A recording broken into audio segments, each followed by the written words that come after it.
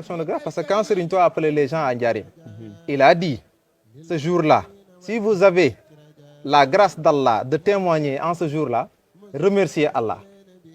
Et celui dont sa satisfaction est la mienne, qui rende grâce à Allah en immolant. D'accord. En immolant des bêtes du cheptel et de donner à manger aux gens. Les principes que Serigne Touba a dit pour le Magal, il a été clair. C'est pas ambigu, c'est pas du tout quelque chose qu'on peut discuter après pour dire que non, Serigne Touba voulait parler de telle manière, mais après c'est la raison pour laquelle il a parlé. Non, non, non, Serigne Touba a été clair dans son discours. Serigne Touba a appelé déjà les gens à rendre grâce, mais c'est lui qui a défini la voie. Et il dit aux gens de rendre grâce à Allah. Et pourquoi rendre grâce à Allah? Serigne Touba a fait que le Magal soit le socle qui fait qu'aujourd'hui, ce qui rend la vie d'un être humain essentiel, plein de valeurs durant toute sa vie, c'est le fait qu'il reconnaisse déjà les bienfaits d'Allah.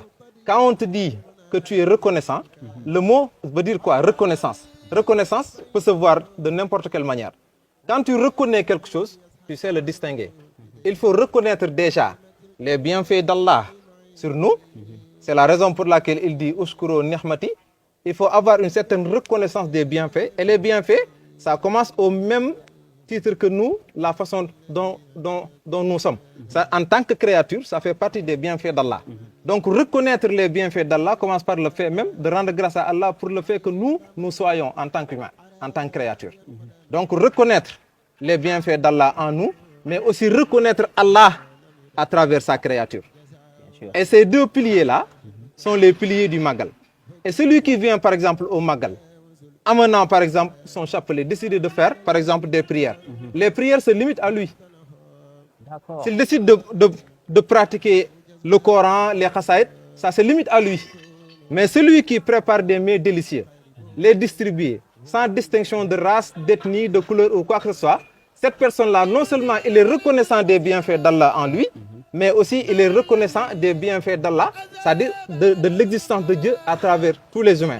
Parce que quand tu donnes, celui qui donne n'est pas la même personne que celui qui ne donne pas.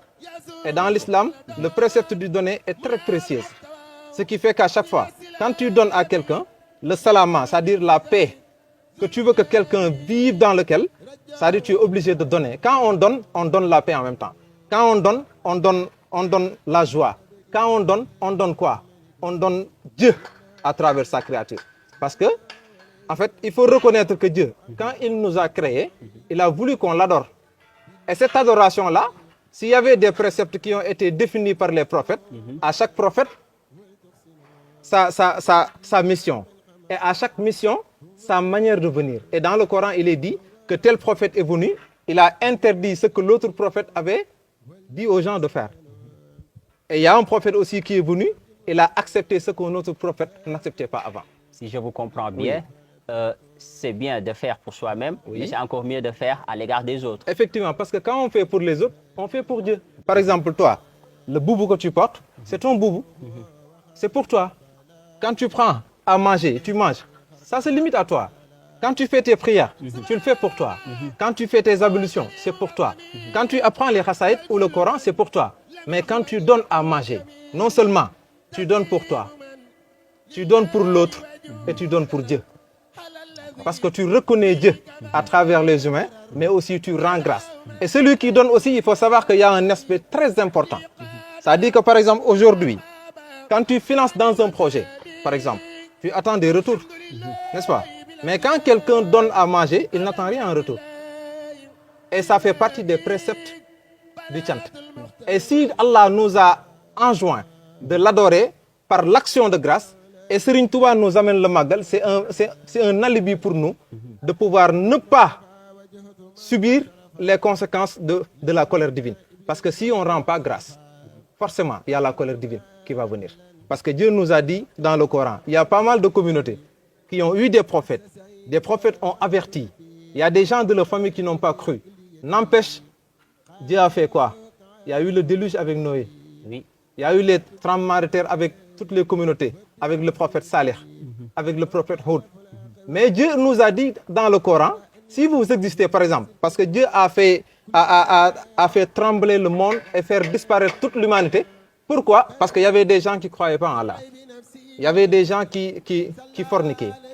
Il y avait des gens qui étaient des homosexuels. Il y avait des gens qui... Voilà. En fait, tout ce qui a été interdit par Allah, les gens l'ont fait. Dieu a fait ce qu'il a fait alors qu'il y avait les prophètes qui existaient entre eux. Mais qu'est-ce qu'il fait aujourd'hui? On est au Sénégal. On est au XXIe siècle. Tout ce qui a causé la perte des générations d'avant existe aujourd'hui. Aujourd'hui, on parle d'homosexualité. Aujourd'hui, on parle des gens qui ne croient pas en Allah. C'est plus pire. Et c'est pire. Mais donc, la question à se poser, c'est quoi? Comment se fait-il que tous les terreaux qui ont fait qu'aujourd'hui Dieu a éradiqué toute l'humanité existent aujourd'hui et que nous sommes là en train de vivre en toute paix? C'est quoi la raison déjà? Il faut aussi savoir que Dieu l'a dit, qu'il ne va jamais punir une population qui rend grâce. Pourquoi? Parce que Dieu lui-même, il est reconnaissant et il est savant. Dieu a garanti dans le Coran que je ne vais pas faire descendre ma colère sur une communauté qui rend grâce. Donc si aujourd'hui le Magal est là et Serigne Touba nous appelle vers la célébration du Magal, c'est en quelque sorte pour nous sauver de cette colère divine.